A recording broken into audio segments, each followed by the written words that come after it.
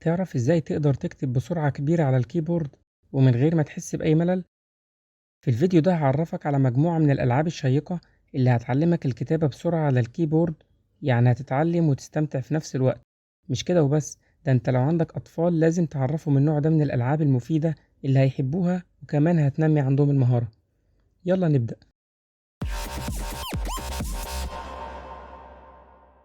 هنروح نفتح موقع جوجل ونكتب أول لعبة معانا واسمها نترو تايب، ودي لعبة سباق سيارات ممتعة بتمشي عن طريق كتابة الحروف والكلمات على الكيبورد. هنختار أول نتيجة بحث، هتفتح علينا اللعبة مباشرة بالشكل ده. نضغط على بلاي ناو ونبدأ الجيم على طول، مش محتاجة تسجيل دخول ولا إيميل. هنبدأ الجيم، والمطلوب منك تكتب الحروف والكلمات المكتوبة دي بسرعة.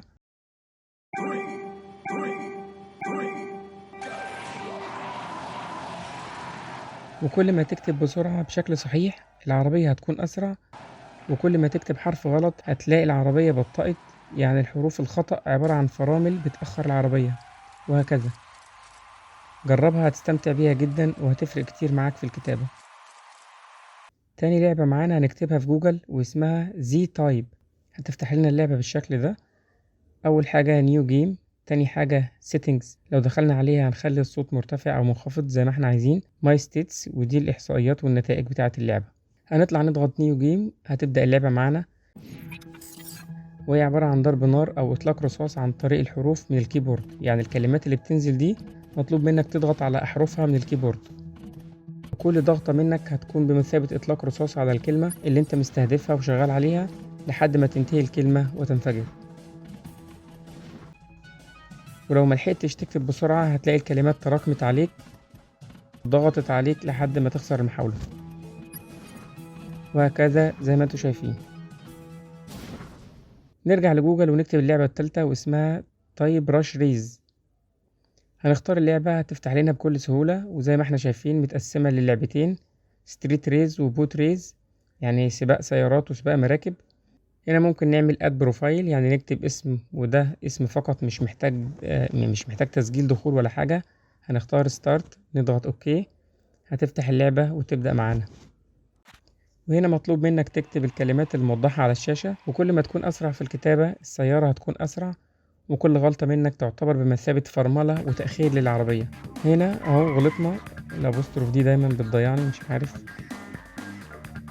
بقية الخامس، وهم أصلا 5 سيارات، يعني كده أنا آخر واحد ما شاء الله يعني. ما شاء الله، يعني أنا كده ماشي على سرعة السلحفاة تقريبا.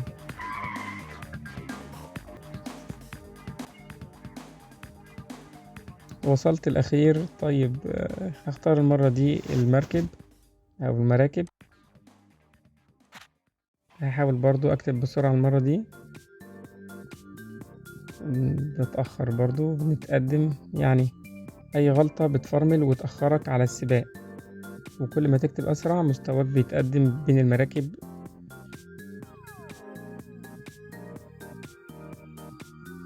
وصلنا للمستوى الثالث، وصلنا للمستوى الثاني،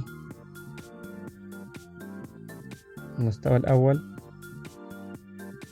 كده احنا الأول أهو. نطلع برا، لو جينا هنا اخترنا المور جيمز هنلاقي ألعاب تانية، كمية ألعاب كبيرة جدا كلها خاصة بالكتابة وتعلمك السرعة في الكتابة على الكيبورد والحروف. وفي قسم للأطفال، يعني دي لعبة مثلا كي تاور. نضغط ستارت جيم، أضغط حرف الكي، يعني مطلوب منك هنا تضغط على الحرف المكتوب على الصندوق من الكيبورد وترص الصناديق فوق بعض، وهكذا لحد ما تبني التاور أو البرج. هنطلع من اللعبة، لو جينا هنا هنلاقي دي كلها كاتيجوريز خاصة بألعاب تعلم الكتابة.